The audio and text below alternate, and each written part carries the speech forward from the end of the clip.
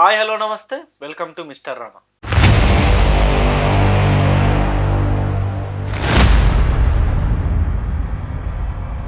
ఎంత రచ్చ చేశారు అంటే ప్రజల భక్తుల మనోభావాలని బాబో ఎంత హింసించేశారు నిజంగా చెప్పాలంటే. సరే పొలిటీషియన్స్ అని పక్కన పెట్టేద్దాం, ప్రవచనకర్తలు, పండితులు, బ్రాహ్మణులు ఇలా అంటున్నాను ఏమనుకోవద్దు కానీ ఏమన్నా ఓవర్ యాక్టింగ్లు చేశారు అసలు మీరు. ప్రాయశ్చిత్త శ్లోకాలట వాళ్లే కనిపెట్టేసి ప్రాయశ్చిత్త శ్లోకాలు చెప్పించేసి రామ రామ మీరు చేసింది మామూలు రచన.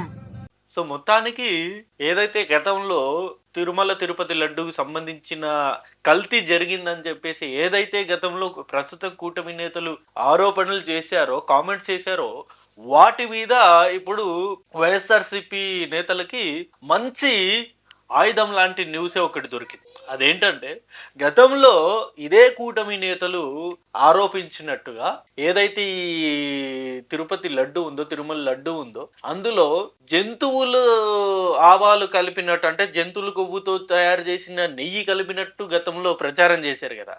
అందులో ఎలాంటి జంతువులు కొవ్వుతో చేసిన నెయ్యి కలపలేదు అని చెప్పేసి సిట్టు తేల్చేసింది. సో ఇది వైఎస్ఆర్సిపి పార్టీకి అసలు నిజం అంటే బిగ్ రిలీఫ్ న్యూస్ ఇది. కానీ ఇక్కడే అసలైన ట్విస్ట్ ఉంది. సో ఏంటి ఆ ట్విస్ట్ అంటే కంప్లీట్ గా వీడియోలో నేను చెప్తా. ముందుగా ప్రస్తుతం ఏదైతే ఇప్పుడు ఈ ఇష్యూ బయటకు వచ్చిందో, ఏదైతే ఈ సిట్ అధికారులు అందులో జంతువులు తయారు చేసిన, అంటే జంతువుల కొవ్వుతో తయారు చేసిన నెయ్యి కలపలేదు అని చెప్పేసి ఏదైతే ఇప్పుడు ప్రస్తుతం నివేదిక ఇచ్చారో, ఈ అంశం గురించి మీ అభిప్రాయం ఏంటో కింద కామెంట్ రూపంలో తెలియజేయండి.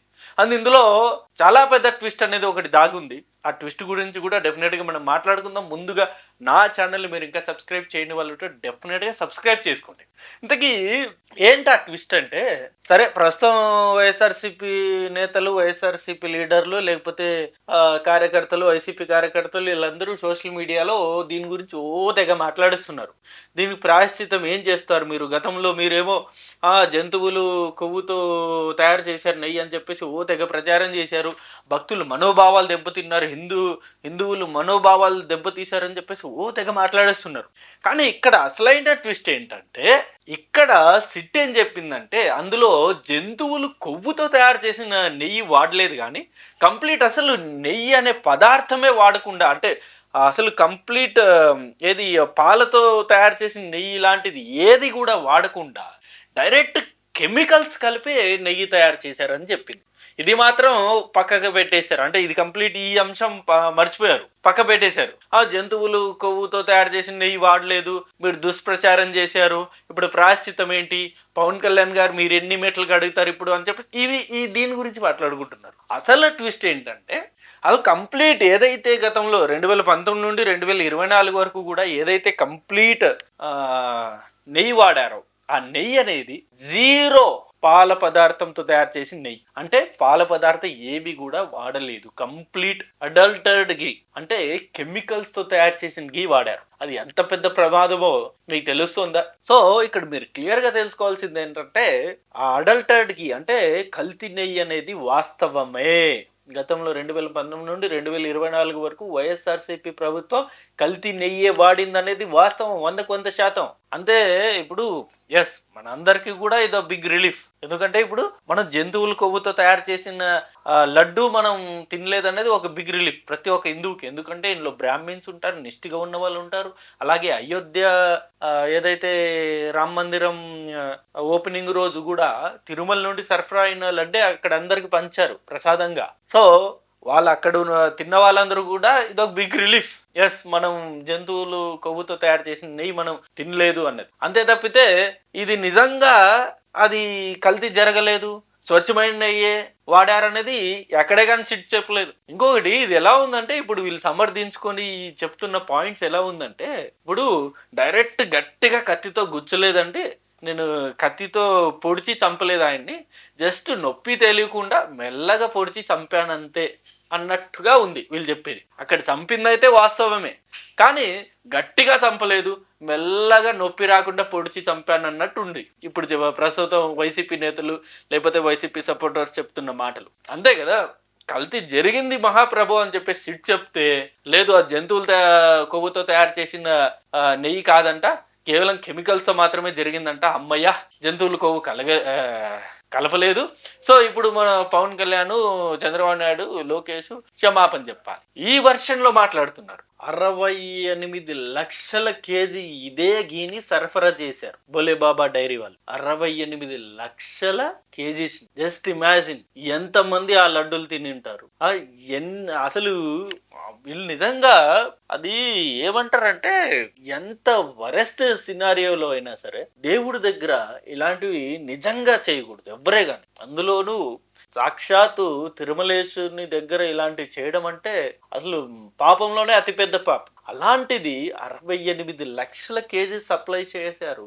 అక్కడున్న అధికారులందరూ కూడా కళ్ళు మూసుకున్నారా, లేకపోతే మొత్తం లంచాలకి లొంగిపోయారా, దేనికి లొంగిపోయారనేది అర్థం కాని పరిస్థితి. సో ఇందులో 36 మందికి ఇప్పటికీ నోటీసులు ఇచ్చారు. 36 మంది విచారణ చేశారు. ఆ 36 మంది పేర్లు కూడా ఇప్పుడు ఇన్వెస్టిగేషన్ లో ఇన్వాల్వ్ చేశారు. సో దీన్ని బట్టి మీకు ఏమర్థమైంది? ఇంత పెద్ద ఎత్తున 2019 నుండి 2024 వరకు ఈ అడల్టర్ ఘీ అనేది జరిగింది. అంటే కల్తీ నెయ్యి అనేది సరఫరా అయింది తిరుమలకి. కాకపోతే ఇక్కడ కూటమి నేతలు చేసిన అతిపెద్ద ఆరోపణలు ఏంటంటే, అవి ఆరోపణలు అని కాదు కానీ కొంచెం నీచంగా ఆరోపణలు చేశారనుకోవచ్చు. ఎందుకంటే ఇది కొన్ని లక్షల మంది మనోభావాలకు ముడిపడి ఉన్న అంశం కదా. అసలు నిజంగా అందులో ఏముంది ఏం లేదు, మన స్టేట్మెంట్ ఇచ్చే ముందు వాటిని మనం క్షుణ్ణంగా స్టడీ చేసి దాని గురించి మనం స్టేట్మెంట్ ఇద్దామని నిజంగా ఏ ఒక్కరు కూడా ఆలోచించలేదు. ఎస్, జగన్ గారు కల్తీ చేశారు. ఆ కల్తీ ఏమైంది, ఏ రకంగా జరిగింది? జంతువుల కొవ్వు కలిపారు అంతే.